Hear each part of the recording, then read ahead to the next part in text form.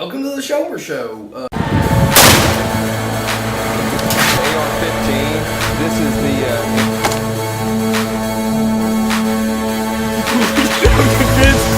So this is going to be Guns of the Shomer Show installment number 1. So starting off is going to be the ICA Hawk.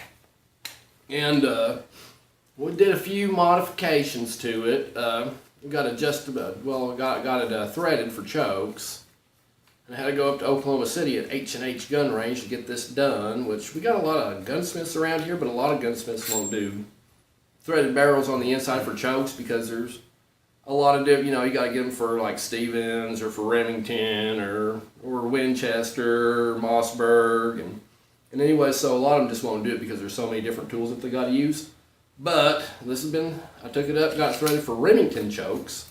I like Remington chokes. They have a wide variety of chokes. And this one's ported. And the only reason why I really got it on here right now is because we're real close. It is a pretty cool looking choke. That's a cool looking choke. It's ported. And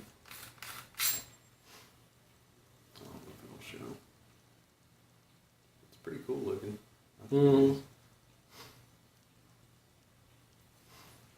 And they, Remington, it makes that big breeching choke. I've been thinking about getting one of those because it looks really cool. Let me get this screwed back in here. And then I put a Magpul forend on it, and it fit really, really tight. Which I had to beat it on there. I remember when we did that. Yep. But anyways, now it's on there. It looks great. It's nice. Got a little QD sling mount right there, so it just pulls right on off and back on. This is like a Walmart stock. Bring it up a little bit. This is a Walmart one that I got, and it was pretty cheap. I'm just not gonna take that off. And that's just a cheap old Walmart bullet holder, shell holder. Now, in one of the videos that we did with this one on it, the peep sight actually flew off. We did find it. I haven't put it back on yet, but I kind of like it without the peep sight because it kind of gives you a pretty good broad view of what you're looking at. You're not focusing on looking through a little hole. And I didn't want to do a Magpul buttstock on it because this is solid, and I actually really like that quite a bit. And it's not like a lot of different firearms that'll have a hollow stock. Oh, I didn't really even notice that, to be honest with you. Is your Maverick 88 hollow, or is it? Well, the longer one is, the hunting one is, but the security one I changed out. No, that's right. The collapsible the Phoenix technology collapsible stock. And also, this being the ICA Hawk, it's a knockoff of the 870, but it's really, really heavy. But when I first got it, it didn't really, cycle real well, and it had a lot of jams and stuff. But after working with it for a while, and I don't know what you call these, with the forend, moving back and forth on it. This thing right there. Anyways, Talking about that. Anyways, this actually come undone. I had a jam, and the whole thing kind of come undone, and it took me about an hour and a half of fiddling with it, and finally got to where it worked. But after that, it ran really smooth. I've been really happy with it ever since. I'm always happy with guns that fall apart too. And I tried to put a heat shield on it, but this part's just too thick, and I tried doing 2 or 3 different heat shields, and none of them really worked. So I gave up on the whole heat shield thing, but they look cool, heat shields do.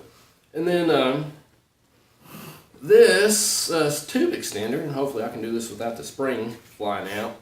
This came from Blunderbuss Technologies, and I got it within just a couple of 2-3 days of ordering it, and I thought this was really cool. It come with a handwritten letter. I should have brought it with me. I forgot about it, but anyways, the guy who makes them sent a handwritten letter, and it wasn't very expensive. It was, I think, a little bit cheaper than all the other tube extenders that I looked at. But anyways, if you're looking at a tube extender for a ICA Hawk, that's the guy to look for.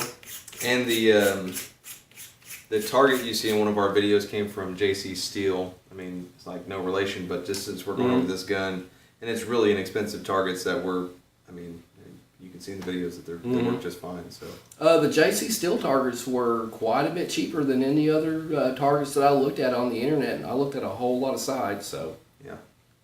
But you have anything else to add on this gun?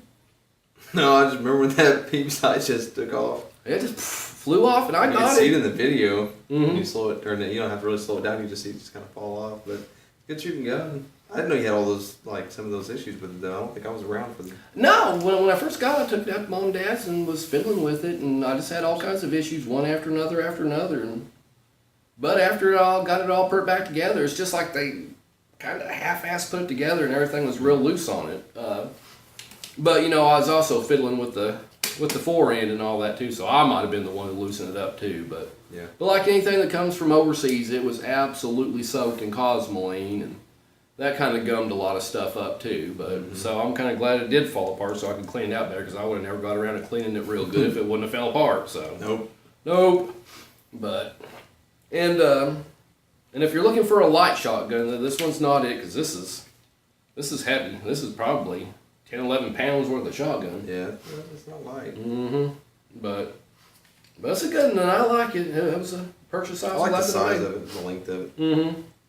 And, like I was talking about the peep sights, I never did put it back on, because I actually liked it better without the peep sight, because it was like I was focusing on the circle more than I was focusing on anything else.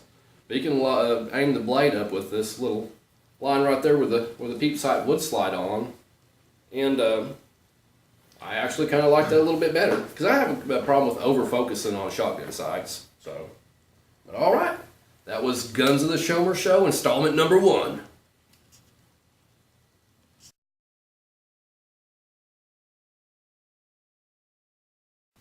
This is on you, buddy.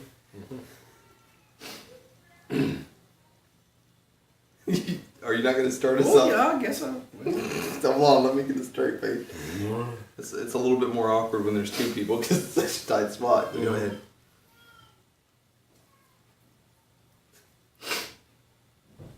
I'm waiting on you, bud. It's hard, isn't it? It is. I told you.